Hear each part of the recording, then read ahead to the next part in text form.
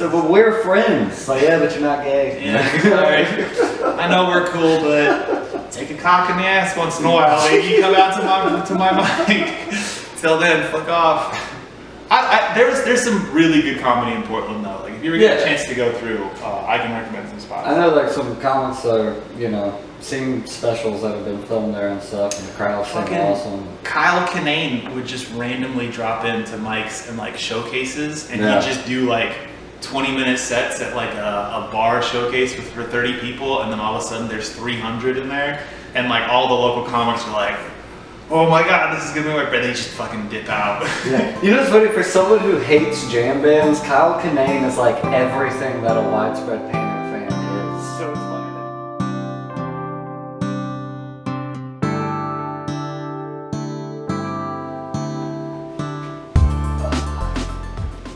Hello everybody, and welcome to another episode of A Day in the Laugh with me, Carson Taylor, and my special guest, Yasha Kuzmin.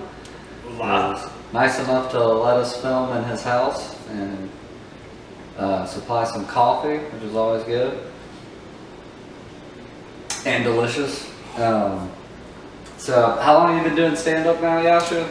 All together, it's hard to say because I had so many fucking breaks, which happens to everybody, I feel like, but I'd say probably about 2.5 years. Okay. Yeah. What's the longest break that you took from start to now? A year and a half. A year and a half? Why? Yeah, because I had heart surgery. Okay. Well, I feel like that's up there with reasons why you should take time. Most people are like, I took a year and a half because, fucking work called and, shit was busy. No, I was like in the ICU for a week, almost died, and then like, maybe I should take care of my body and my daughter before I start talking shit on stage again. I feel like Rodney Dangerfield would call you a pussy. He probably.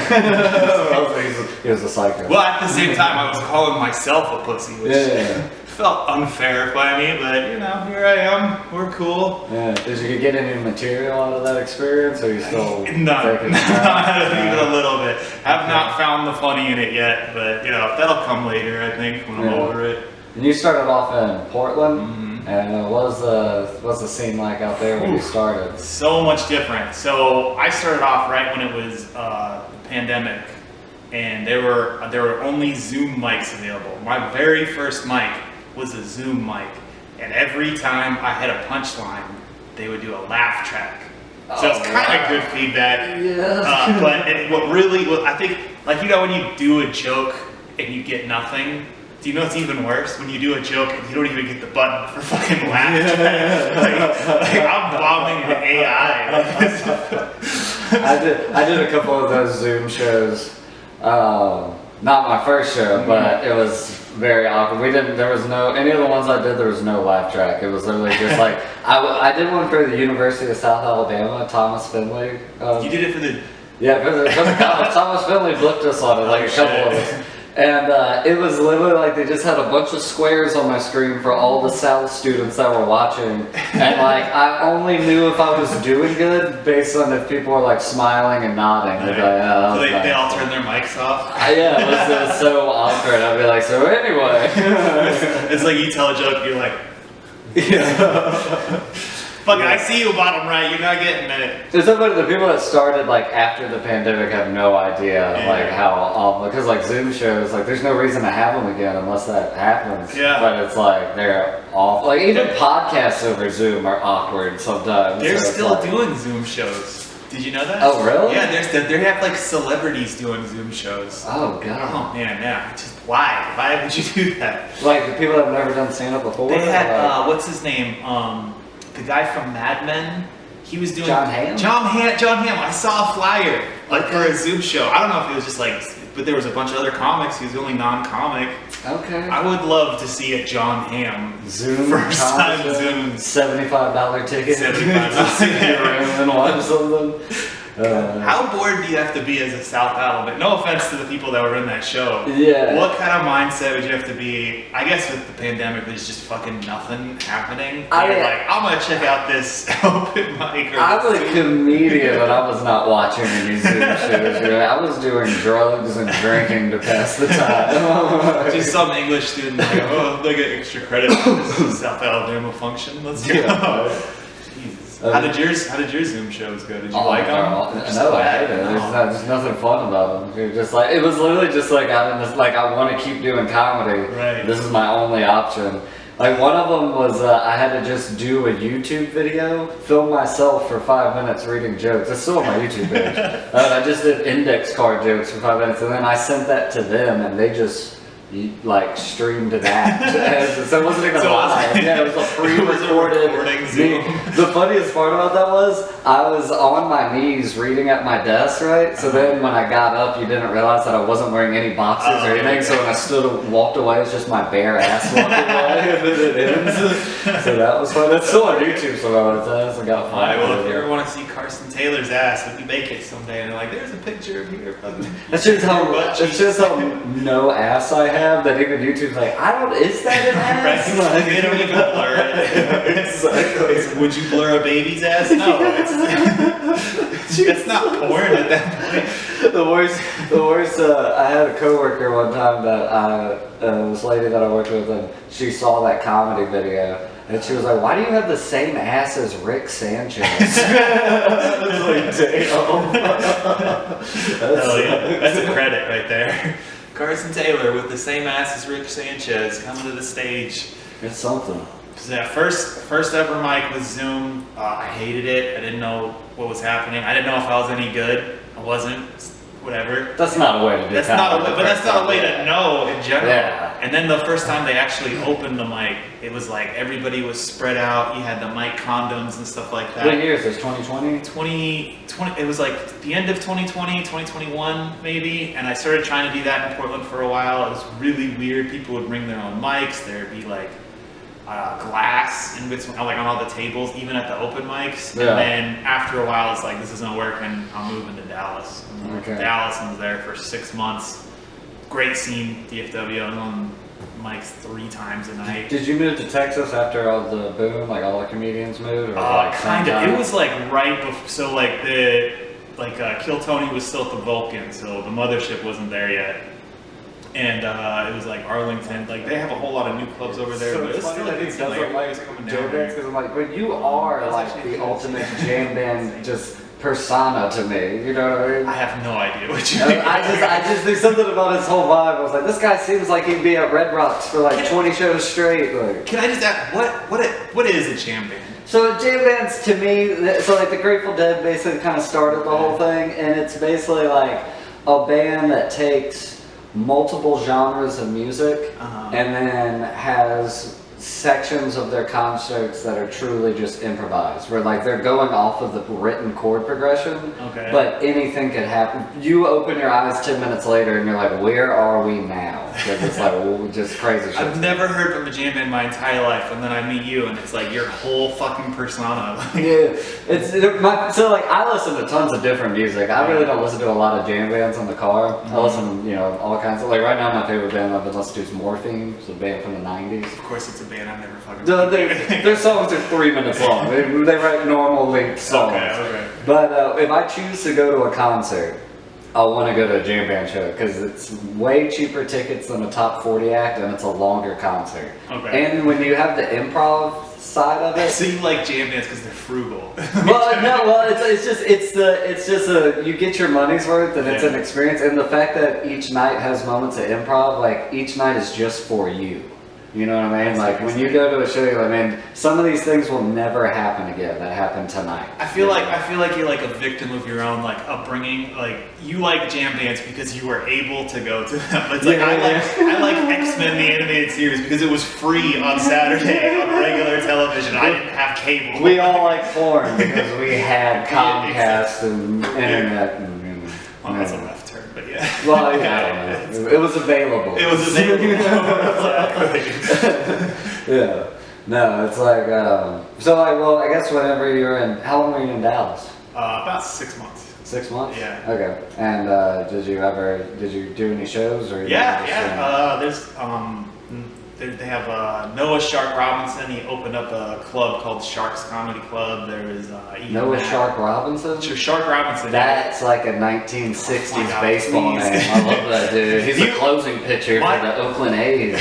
My first show in Dallas was on his show, and I didn't know what it was. I thought it was just like a showcase that I come and do 5 minutes or whatever. Yeah. And his whole thing is that he tries to fuck with you during your whole set. So he has like fucking mist machines going off. He's throwing shit at you, encouraging people to like heckle and blah blah blah. It was a good time. It's like basic training for a little bit, yeah. Comedy. Honestly, that's a good first thing to do. For that developed me a lot to have a thick skin. Yeah, well, no, I think like when I started out, it was like strictly dive bars, and so which is great. Audiences really were showing up to get drunk because it was their bar that they hung out in, and there happened to be a comedy show. Right. So it was a lot of like you had to learn how to make people who didn't give a fuck give a fuck, and it's definitely good training to have. That's like when Louis C.K. talks about Robert Kelly. He talks like that because people in Boston. Yasha, so part of this is telling just a story, a day in the laugh, or just something that happened to you that's interesting. Yeah. And so we were talking earlier about how when you first started that like you went immediately for like the rough and vulgar shit. Yeah. I feel like that's like a total white guy comic thing, by the way, separate from like the story or whatever. But don't you kind of feel like there's always like people that go like, oh, you're a white guy comic less than a year in, you're gonna try and allude to the N-word, or you're gonna try and say some fucked up shit or blah blah blah. I don't think it's even like, I think it's considered a white guy thing just because of the social climate we live in and the history of this country. Yeah. There's a magnifying glass on you for those moments where they're a little bit more heightened in people's psyche and memory, I think, than if anybody else did it. Yeah. I think it's more of like a social thing than it is like how white people are. I think most male comics are that way. But it's like something you might disagree with this or not, but I think like I see a lot of newer comics when they come through and they're like, I want to do something that's going to get the audience's attention, so I'm going to say something fucked up. Yeah. Okay. Well. Yeah. Yeah. And then there's like some like when you see a new like black comic, he's gonna start off his set saying like a lot of white people in here, or a girl's comic's gonna talk about their pussy for at least 5 minutes on their first showcase or whatever. Or a gay comic's gonna talk about being gay. Well, I mean, yeah. But so I was in that mode. I was just like you when I first started. This sounds really stupid. But I was in that mode too, where I was like, oh, I watched all of these commentary from Louis C.K. and from all these like Anthony Jeselnik, and they say never. Always say what's on your mind. Don't be afraid of blah, blah, blah. So that was like and I did not have the skills to back that up. Yeah. So in Portland, Oregon, I got in a lot of trouble. Yeah. So how that happened is there was this post, my friend did. I'm still friends with this guy, by the way. Never had a problem with him. As far as I know, he's never had a problem with me. But like he posted this thing about like the only thing that's dangerous about a kid going to a drag show is when protesters show up with guns. And that was his like Facebook post. Yeah. So I wrote, okay, Groomer, because I thought that was funny. I still to this day think that's kind of funny. Yeah. But we'll get into how I learned from that. So I wrote that, and then it was off. People were really mad at me, and this other comic who was like a senior guy direct messaged me. So it's not on Facebook. It's not out in the public. It's just between us. And he goes, "Do you really believe that?" And I'm like, "Well, I mean." It was a joke, but no, I wouldn't take my daughter to a drag show, and that was enough for me to get banned. Yeah. So I got banned. Which is crazy. It's a little crazy. It's like you didn't do anything. No, and you had an opinion that's not popular in your setting, but it's not like you didn't hurt anybody. and I also didn't even post my opinion. It was just between like it was like getting banned for a private conversation that you and me had about something that's like if I asked you something. John Gruden knows all about that. Yeah, John Gruden. I don't think I'm on that level. Let's calm down a little bit. So this guy posted our direct messaging on the Facebook group, and I'm not going to say it's the reason, but the admin for the Portland Comedy Group was, Portland Comedy Group was very not happy. So they immediately banned me. They put on the thing, don't book Yasha for any shows. And then all these people had comments talking shit. I wasn't even for a Facebook comment. Not even.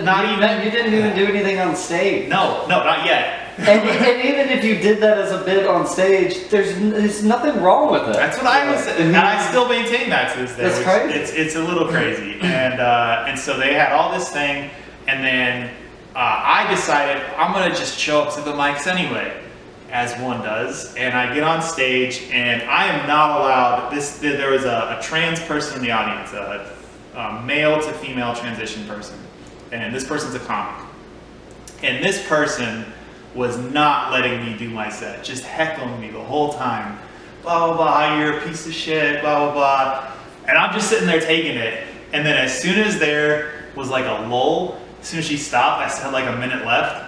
I go, I don't know what everybody's problem is. All I did was call that guy a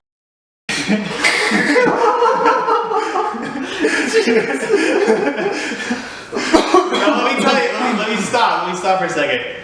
That was a dumb thing to do. It was funny, people laughed, but that was not, like, even if I believed that or whatever, what I learned from being a comic after leaving that is that you don't have to be that guy all the time. You don't have to, like, stand on moral grounds for a joke that's gonna get you in a lot of trouble and isn't worth it at all. Yeah. Because for like, I don't know, there was a good 6-month period where it was like, if I showed up to another open mic or a show or something in Portland, I might have gotten my ass kicked. Yeah. Yeah. And like, I think like looking back on that now, I'm like, yeah, I probably should have kept that one in the chamber. Yeah, and also, I mean, like, you made a mistake, I guess, you know, but like... And I apologize for it. That was a rude comment. Yeah. It wasn't how I felt. It's not who I am as a person. But also, the thing is, you thought it was going to be funny. Yeah, I did. It wasn't out of a place to hate. You were like, I'm going to take a chance because this might be hilarious. And you're like, and it's not shit. Like, yeah. And that's part of comedy. I mean, you take chances, but you know which ones you're taking that you're like, I'm really taking a big swing here. 100%. And if you fail, you fail. I mean, that's part of it. And it's part of you learning as a person. Like, you know, and I think you're supposed to, especially in the profession of comedy, you're supposed to be allowed that space to be wrong and fix it, I think. There should be a path towards coming back from like silly shit like that where people are still learning and people are still like developing, where you're not like just immediately ostracized by everybody. Yeah. Because like, you know, you go to some mics and I'll hear, not going to mention any names, but I'll hear some raunchy shit all the time, but I don't want to ban them right away. Yeah. No, I feel that. And like it is, it's also the part of the country, man. But also the way that I look at it is like Portland comedy must be going really well if you are their #1 enemy at that time. You know what I mean? It's like, this is a great scene if like we all are banding together to be like, he's the enemy. Yeah. Yasha Kuzmin, who's 2 months into stand-up, is our enemy. It's like, everybody calm down a little bit. Another thing that I learned, like the main, even more so than like learning how to just take it easy a little bit. Another thing I learned about that whole situation was that even if you have something like that where you like, oh, persona non grata for even like a small amount of time, it's never as bad as you think, as you make it into your head. Because I don't know if you remember, but we had a Serta's show a while ago, and there was a Portland comic that came through. Yeah, I remember. And the whole time I was like, oh my god. Because you knew him. I knew him. You recognized him. Yeah, and I knew he knew why I got in trouble. So the whole time, like, should I just fucking tell Compton I'm not coming? Because I don't want to be part. I don't want this to follow with me to a new scene. And as soon as I saw him, what did he do? He was like, "Oh, what's up, man? How you doing?" Yeah. It was nothing. Nothing. It's like when a comic is like being ostracized or hated for something they said on stage, and that's all anybody's talking about in their like private groups or whatever. It's like, bro, like there's a lot more things we could be focusing on right now. Like this guy, like if anything, do you think this is an evil person? It should be a no across the board. It's like, maybe let's help him explain what he did wrong and help him. You know what I mean? It's like when I see younger comics that are like 20, 21 and they're doing all that kind of humor, it's like sometimes like I just pull them to the side, I'm like, hey man, you're building up some fences Right. that you don't realize yet that you might like. You think this, you don't even really care about what you're saying right now. So maybe don't be so like, Maybe not fuck yourself before you even know what you're doing. Exactly. Yeah. I've seen that happen with the guy that came, not to mention him, the guy that came out to the sandbar. Like, I see you pull people aside and you're like, dude, let's fucking calm down for a second. Yeah.